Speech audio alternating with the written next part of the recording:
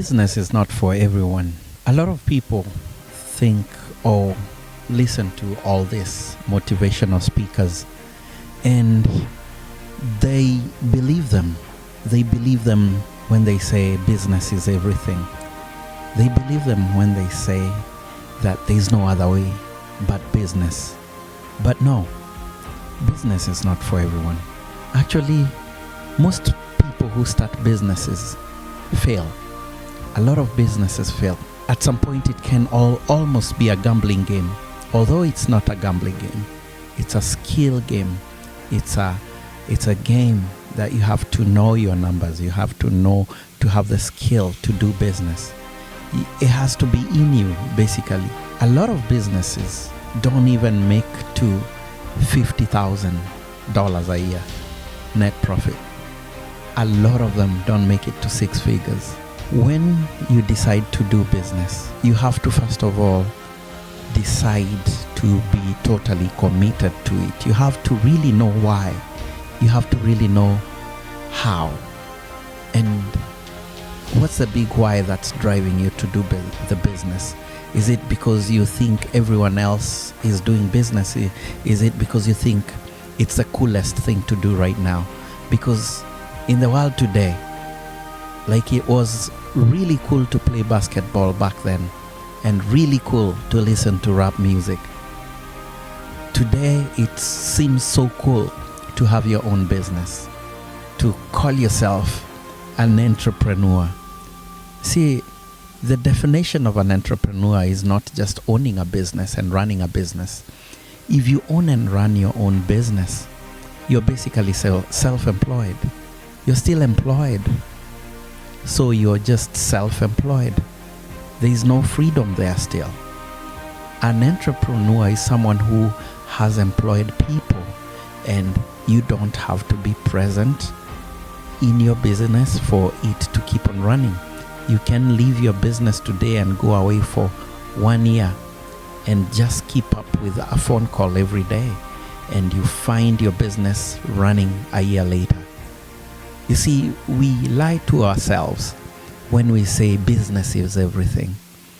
We delude ourselves that business is the only thing that can make you successful. Some of us are not made for business. Some of us are made to be employed. And there is success in being employed. There is success if you use your money the right way. If you use the principles that are in that book, The Richest Man in Babylon, as someone employed, you can actually apply the principles by spending less than you earn every month and investing the difference and then reinvesting the profits. And thereafter you can enjoy the grandchildren of your investments. I mean, what's so hard with that? You don't have to start a business. You can just save your money and put it in the stock market, or put it in S&P 500, or put it in some very good portfolio out there that is maybe 10%. If you put enough money, like $100,000 for example, in a good portfolio that is over 8%, it starts snowballing, especially if you keep on adding more money into it. So it's not so hard to save the 100,000 as an employed person if you spend less than you earn significantly. It's so tough to be in business. It's not easy. It's not easy. You have to think of taxes, how you will write off your taxes. You have to think of how you've registered your business. Any mistake can set you back so fast. You have to think of customer acquisition. You have to think of a lot of things. Inventory. You have to think of marketing, branding. You have to think of all those things, and all these things eat money up. They are expenses. Don't ever think that because you work 40 hours a week at a job that you will start to be a business and work 20 hours a week. Don't think that you'll get your freedom that easily. You will actually end up working 80 hours a week, 70 hours a week to make what you made 40 hours a week. That's for sure, most of the time. Most of the time, before your business gets to start running by itself, before your business gets to be mature enough to give you some significant income that can take care of you as its employee and of other employees, it really takes time. By the time you take yourself out of your business and let a manager run it without you, it takes a while, unless you're very lucky or you had a lot of capital to begin with. But then again, I don't tell my students to start a business with too much capital. Before choosing a business, you have to consider a few things. Make sure the capital is not too much. So low capital businesses have the likelihood to survive better. A high profitability, basically a high margin of profit kind of a business.